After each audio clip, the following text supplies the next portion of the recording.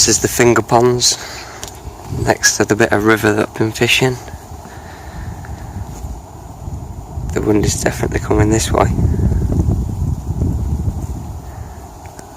I've caught from here before. I've just had a look at the top of the lake.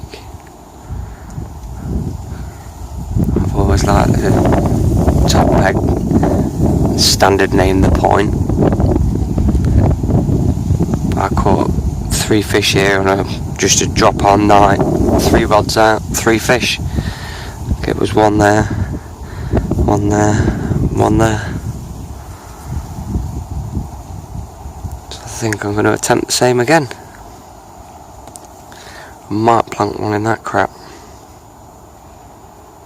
They've blocked that bottom finger off for some reason.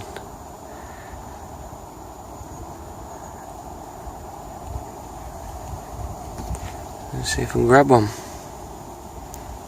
It's freezing. My hands are freezing, stood here holding the camera. I know I've got to set my tackle up somewhere. I wanted to get the rods out first, but the weather ain't looking too clever. It's nice, it's been nice everywhere, but there's some big black cows just decided to land on me. So I think I'll get stuff set up first, quickly, so I've got a shelter.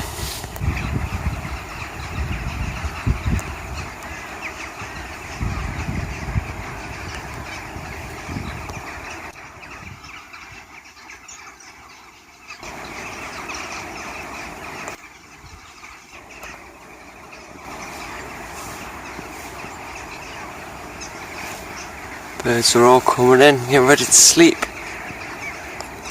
Safety in numbers. There's a couple of them.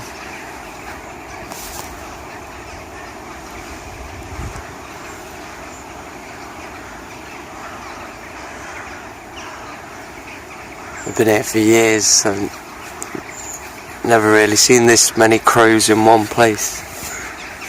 Sometimes they nest over here for the night. Sometimes they're over there in the trees, sometimes over there. They've got loads of options.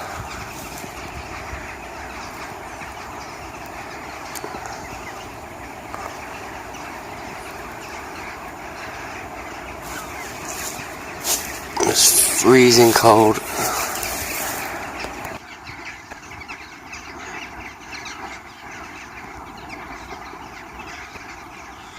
Bit of cloud. They threaten snow tonight. I think they might be right. It's been trying to rain and the temperature's dropping now. Don't know whether I'm going to catch a fish. Got my camera set up. Better do my flies up because that breeze is cold.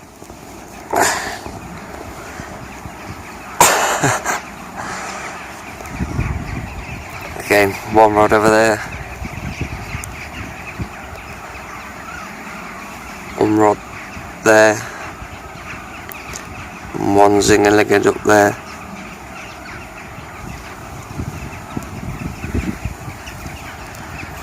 My hand's freezing. I'm glad I brought my hot water bottle.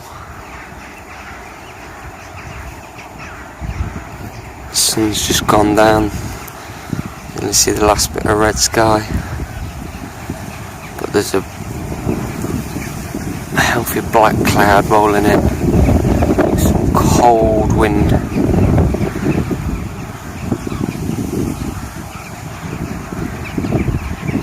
Let's have a winter fish.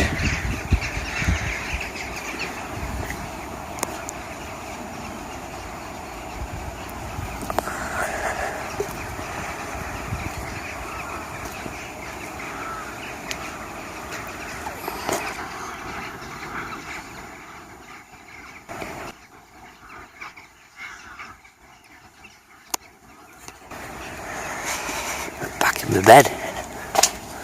The bananas.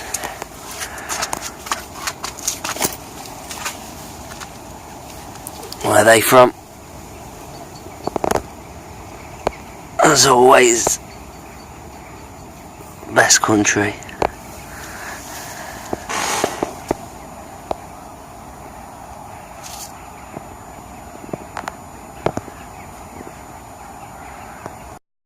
the worst bit about winter fishing. 5:30 in the morning, I'm awake. It's pitch black. It's icy cold. So I'm staying in my hole.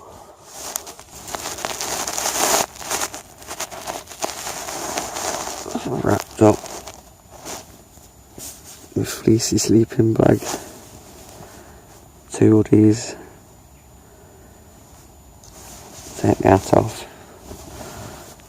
so next warm up when I do wake up. I'm staying in here at least till the sun's up, probably a couple of hours at least.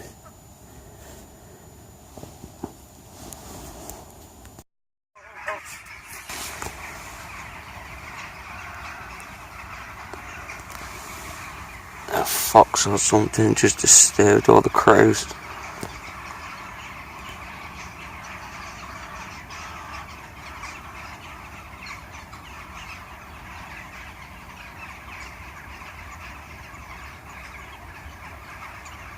And they're all sat there talking crap.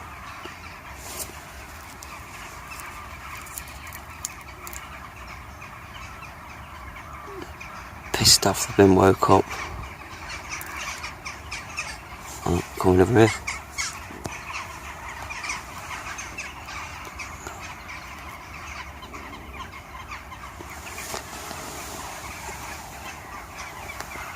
Can't even see anything yet.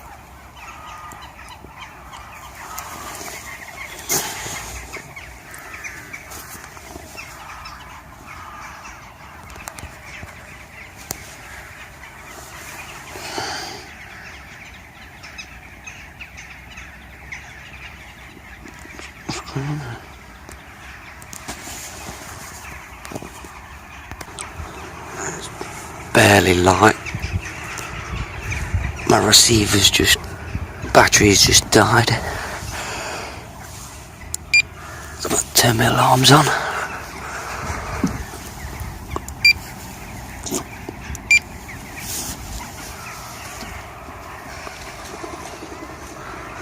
Water's pretty still.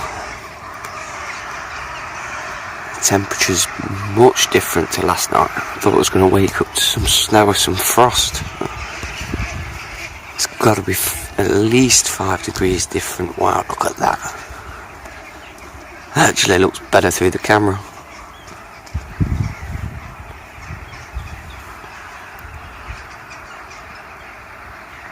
Yeah, last night was freezing. Stood in the same position holding the camera. My hand was falling off. It's got to be at least 5 degrees warmer. I'll probably make it about 5 degrees.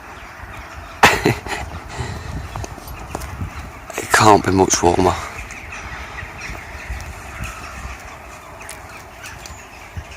The sun needs to hurry up.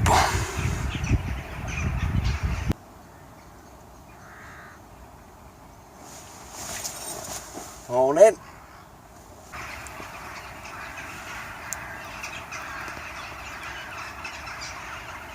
I think it's about light enough for them to go nicking the jewels or whatever the crows do. It'll be an eruption. Here it goes.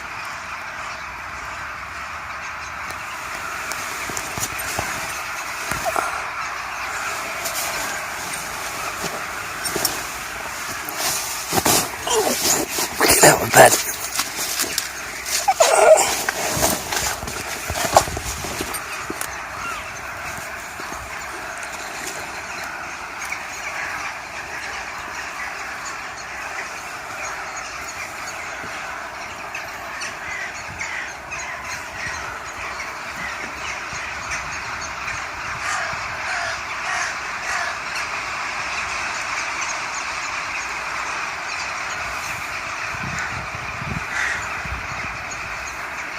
Off they go.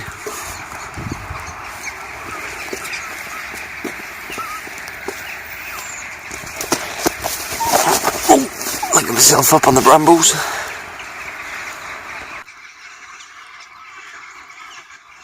I was black with them.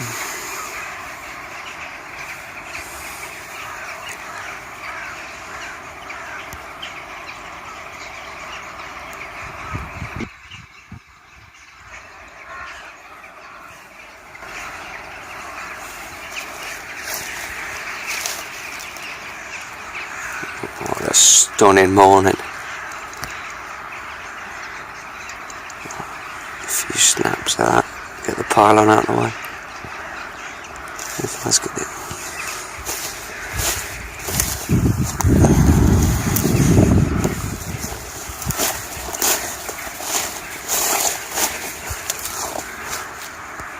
Get the Audi out of the way.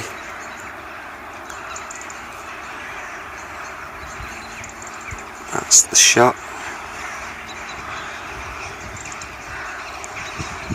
There was a screensaver, wasn't it?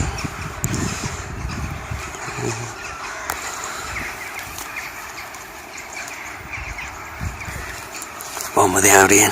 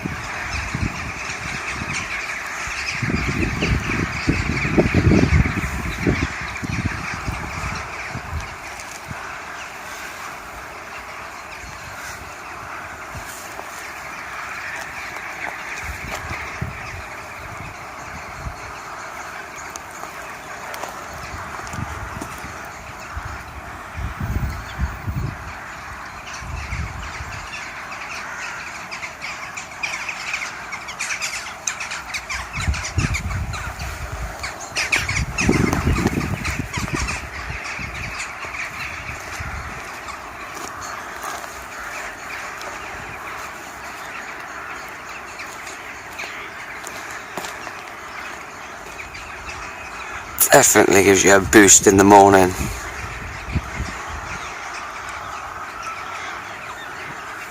Waking up microdosing on a bit of dopamine.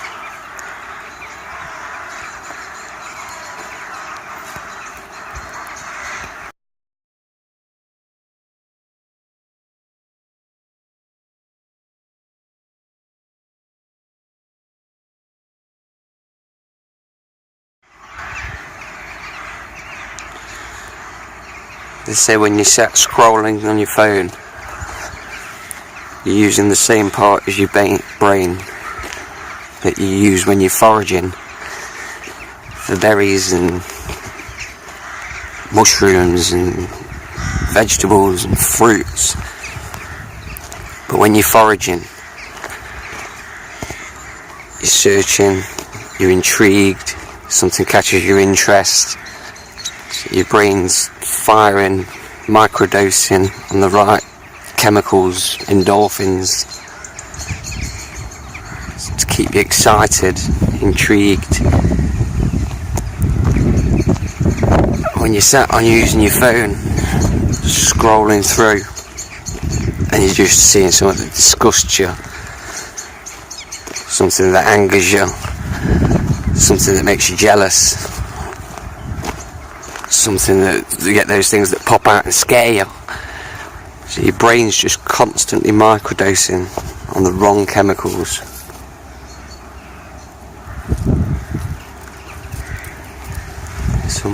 This is how I actually sleep when I'm fishing out in the cold in the winter.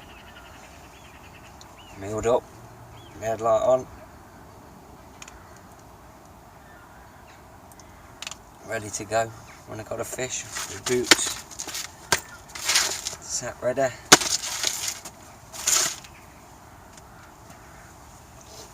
Big thick winter sleeping bag, a blanket over the top, and also keep your clothes, the extra layers, tucked under the blanket as an extra layer of insulation. When you wake up, it's not freezing cold. Because it's been sat on the floor. 0 degrees. Or close.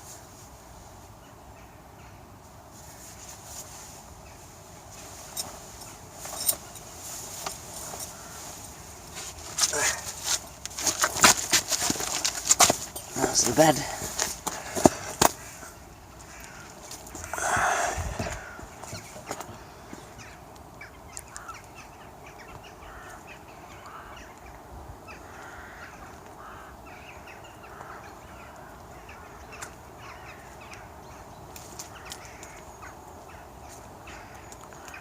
See a bit more now.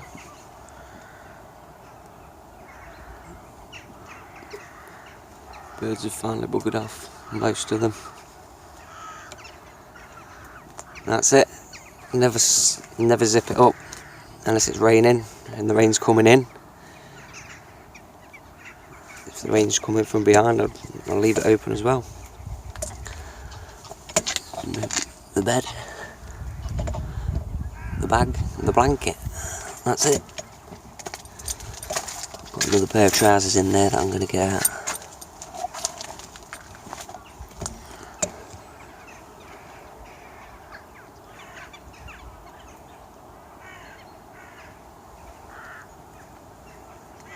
Oh.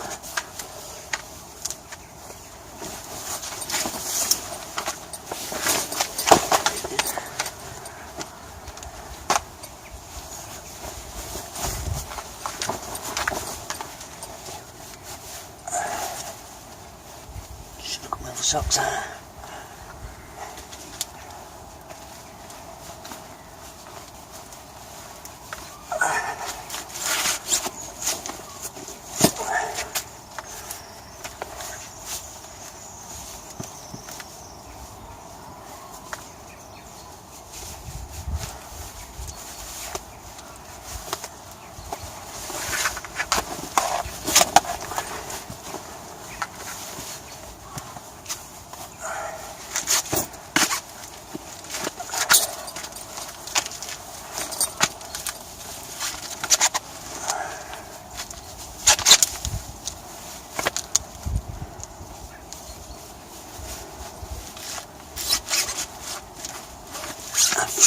All you fishermen that don't know about layering your clothing, you need to find out. And if you don't know about rab, where's it gone? Find out about rab. It's like tracksuit bottoms, fleece lined. Much thicker on the outside. They do rip when you burn it on a 1600 watt heat gun though. But other than that, fag burns and hot rocks, they take much more resistant. I've had these 5 years now. Some micro holes. That's it. They're super warm. You wear long johns or a base layer underneath these and you're well away. And they've got this, I've got that on there.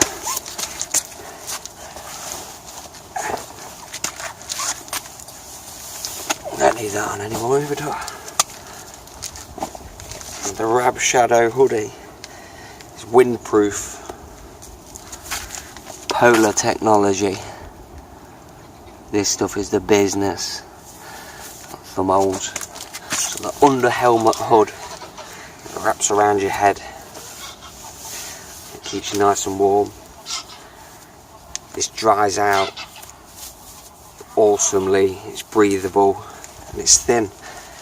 Literally, I'm good enough like this. This is more than enough clothes if I was working about. But working or walking, when I'm just sat here, put another couple of layers on, keep the heat in. Doesn't matter how many clothes you put on, it's freezing when you're doing this.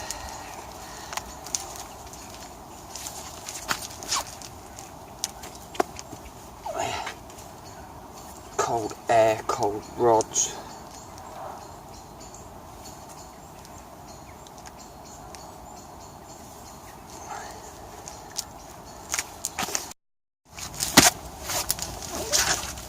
For all you non-fishermen, you've never seen this. PVA stocking.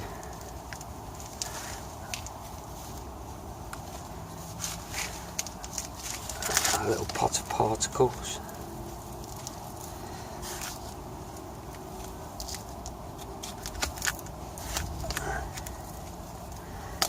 Load it in the tube. It's not really wet, so I can't really pack it tight. So I'm having to make them into balls instead of sticks. Put a bit more in.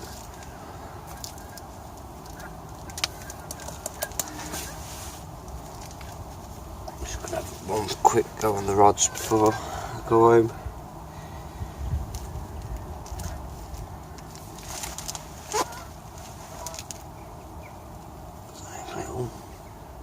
Little ball of ground bait.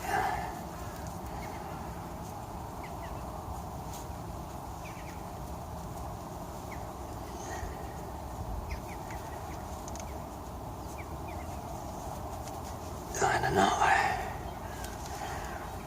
Another one.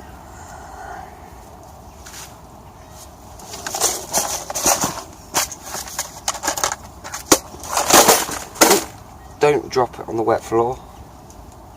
Don't drop your tackle box.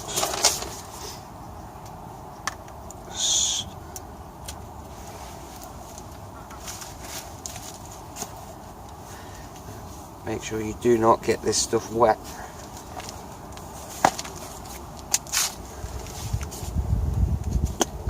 Back in its tube. Now, as soon as that lands out in the water, it will melt and leave a nice pile of that around my hook bait.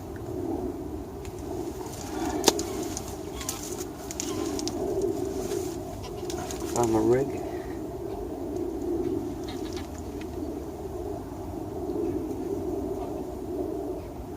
This also does is when I cast it out,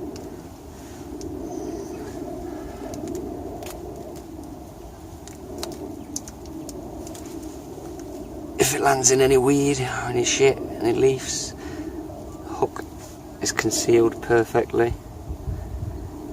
And then when the PVA melts, you've just got a pile of stuff in your hook bait.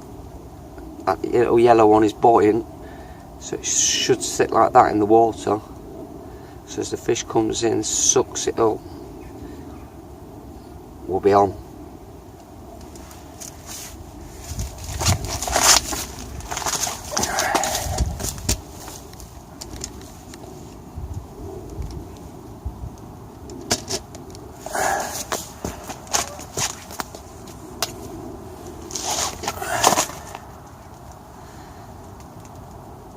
Bit of silicone.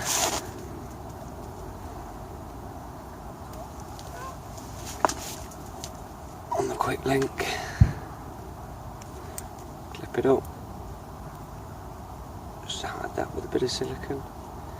That's definitely not coming unclipped now.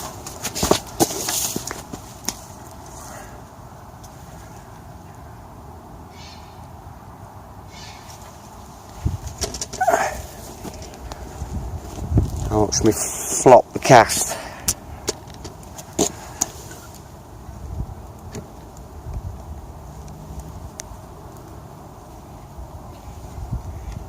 Alright.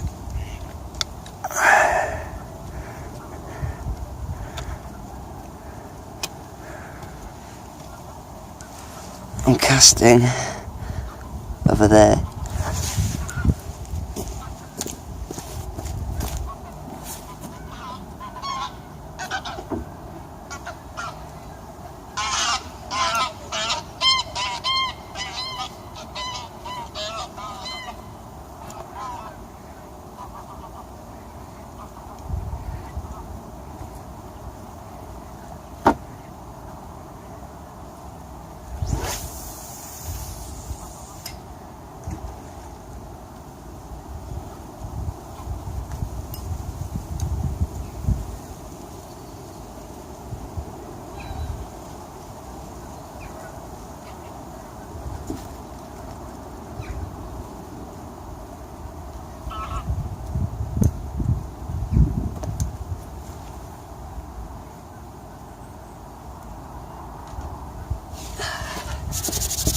Went well. A bit better than last night's cast. I'm just going to leave the line real slack. You see it wafting in the wind there. I'll leave it like that for at least 10 minutes.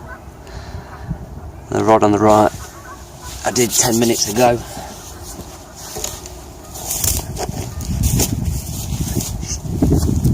Turn your alarm off so you're not annoying all the other anglers. Gently take the slack off. Put my bobbin on.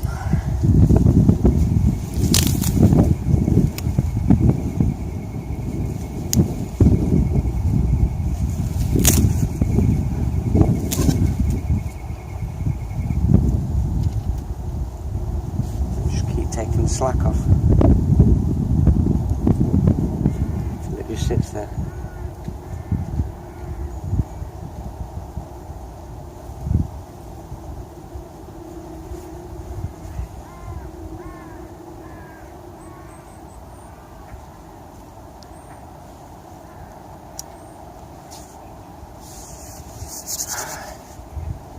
The idea with the bobbin, if the fish picks up the lead and runs away, you'll hear the alarm as the line pulls through, make the noise. If the fish swims towards me, it's not going to pull the line out. So if you have a little weight here, if it takes the slack off, it'll come back, the bobbin will fall, pull the line through. That's how you fish with an alarm.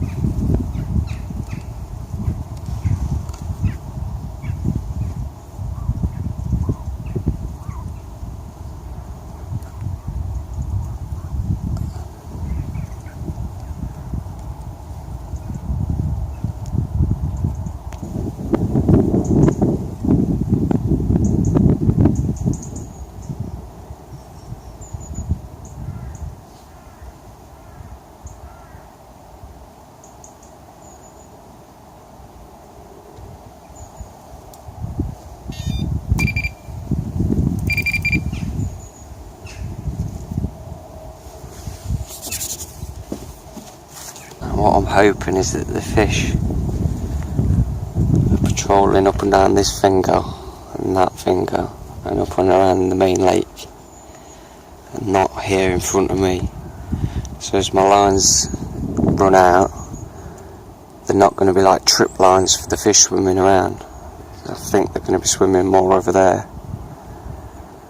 So put some bait out there. Only a few, because they won't be feeding a lot this time of the year. So if they're swimming around, they shouldn't be tripping up on my line that's running over there. And the same on this side. Obviously, well, I forgot my boiler stick on my catapult, so I can't get any bait over there anyway. So I've just put a little PVA bag, cast one right over to there, not tight in the margins. Probably 3 rod lengths out, and then I've just whacked a single up onto the corner, just out in the deep, just to pop up. One single boiling, bright pink. Let's see if that can intrigue. Go up to bob down and pick it up. I've got the camera on, I'll have a whip over to the Trent.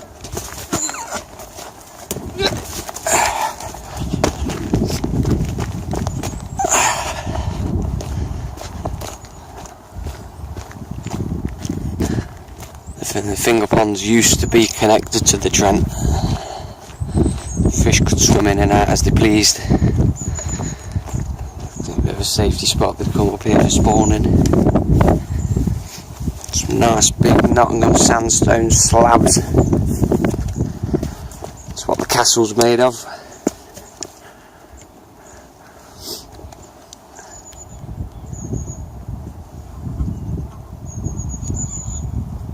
You can see my viaduct. See how far I was fishing for the Trent monsters. There's the pylon. There's another kilometre bloody past that viaduct.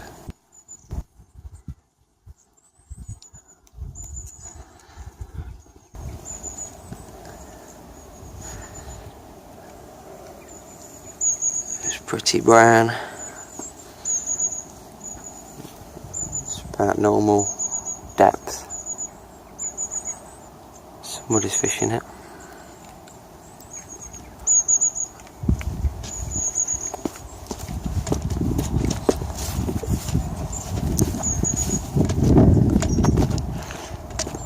Notts Federation Angling Club.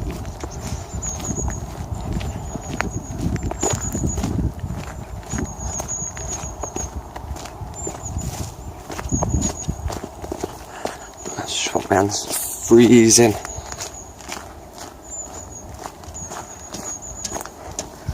Just all of these stupid paths put in. So now I've got nowhere to put my bivvy. Come down with a shovel. Let's open it up a bit.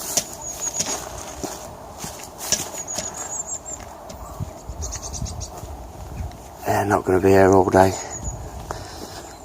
Too cold. Things to do.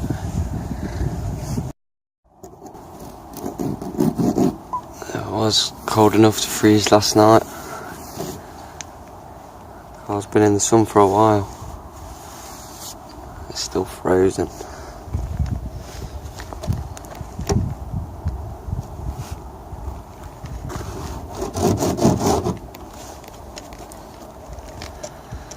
Come and stand in the sun. A bit of warmth. Look at them rays. Look at that. Falling over a block. Stood here doing a bit of sun gazing. Some early morning sun through the trees. You stare at it with your eyes wide open.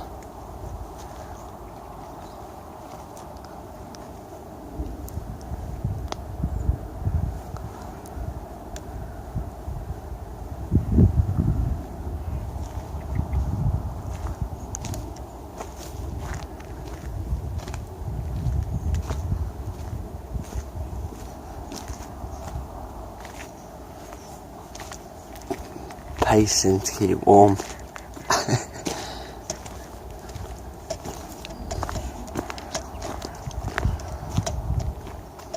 Get that sun on the bivvy for an hour. Probably not going to dry it out anyway.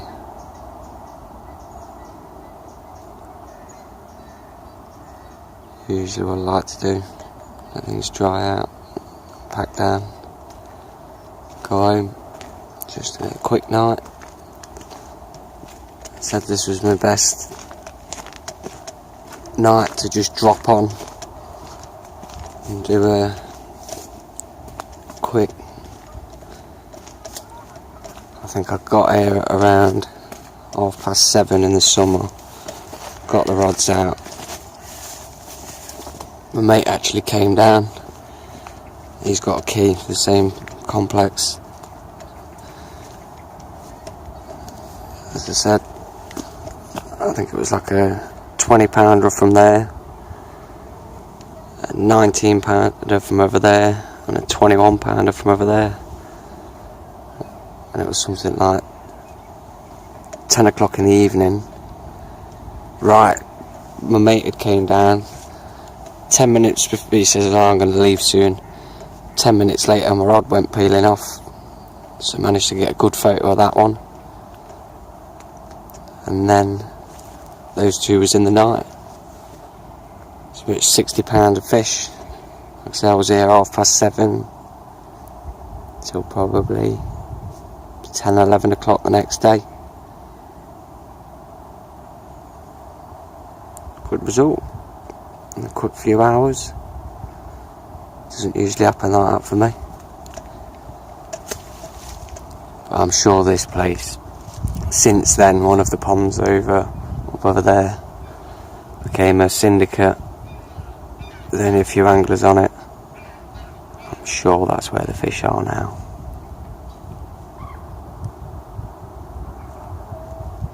I still love the place. It just looks it is completely untouched on that side. Fish it next year, I'll probably come down with the chainsaw, make myself some pegs. As you can see, they decided to put disabled pegs in pretty much every peg on this side of the lake.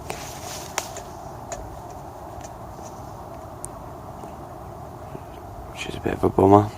You used to be able to just back your car up, set your tent up. Half of the pegs I used to just drive down and sleep in my car.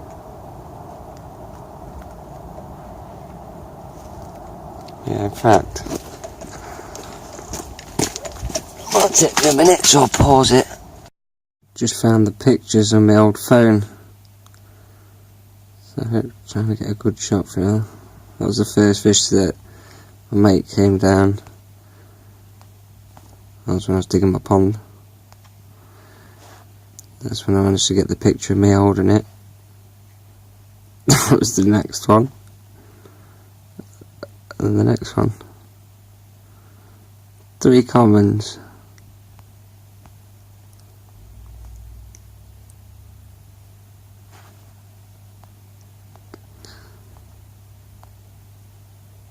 Huh.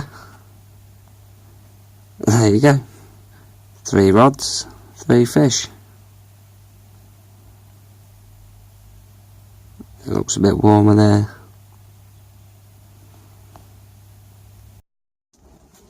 It's not raining, I just drive my bivvy off. Bit of a bow. This looks like snow weather. Just needs to get a bit colder. I bet you it snows.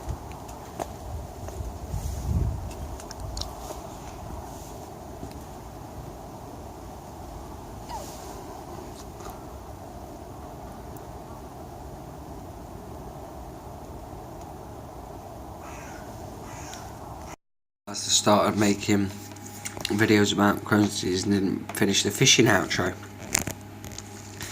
I've got home, washed my hands, sat watching some fishing on YouTube. A bit of guacamole and bread. I've had my banana starters.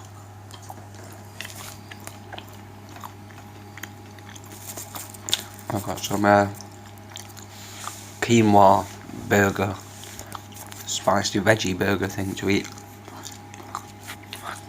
But I'll take you outside in a minute and show you my fish. There'll be a little outro to the video of another blanking session. Hopefully I'll get some fish for you soon. It's probably going to be next year as it's far too cold and I'm not going to be here. So I'll show you some of my fish. Have fun. When you're fishing, the fish know where they get the food from. That's where they hang around. I'm stood in my kitchen and they say that when you spot above their heads it can turn them on. They can see me now, look. Turn the air bubbles off, press the right button, and they know straight away. You'll see them dancing.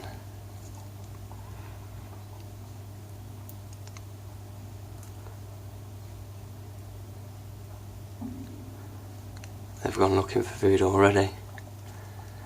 Usually they start getting really excited. If I ignore them for a bit, they'll come back.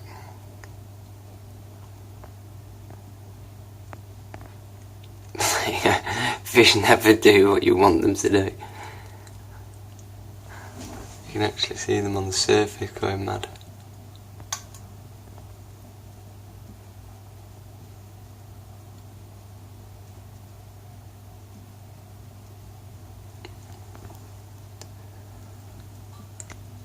You can see that they're more active, they know something's happening.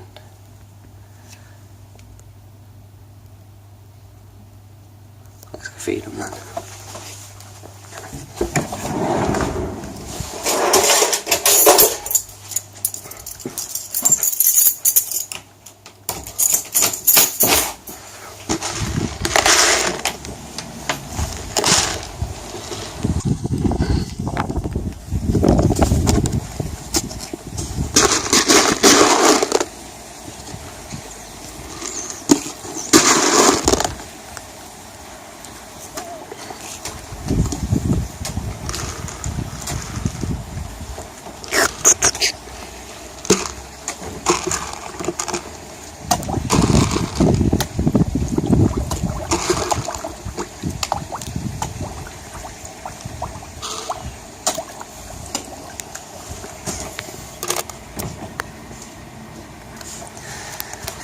An angle you don't get to see much on the tench going for one off the surface.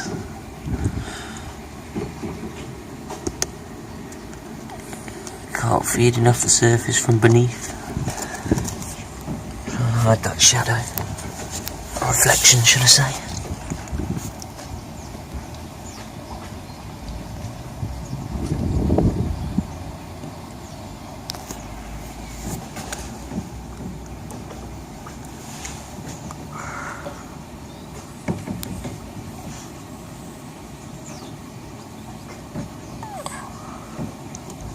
Focus is crap.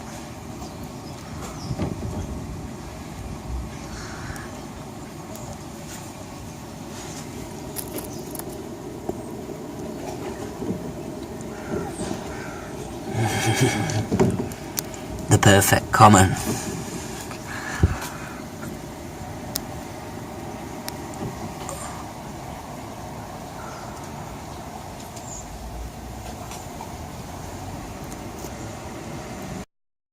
There's my perfect common. Look at him.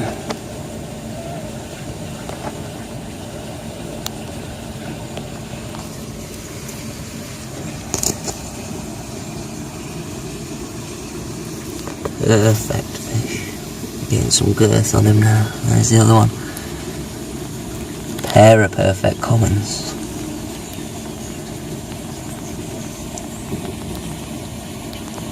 And the big one at the back.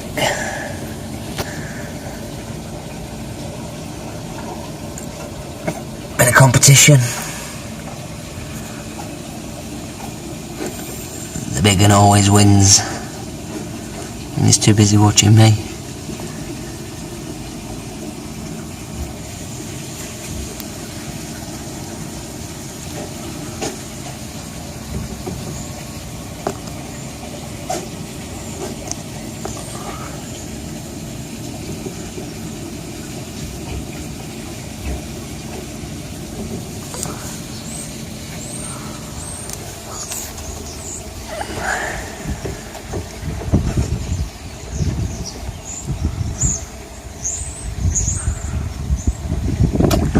See him.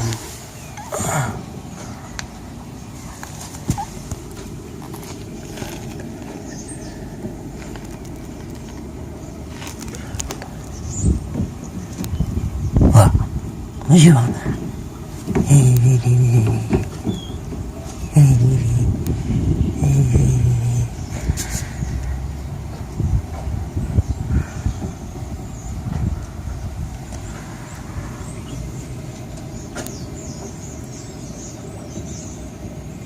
I'm panning them away.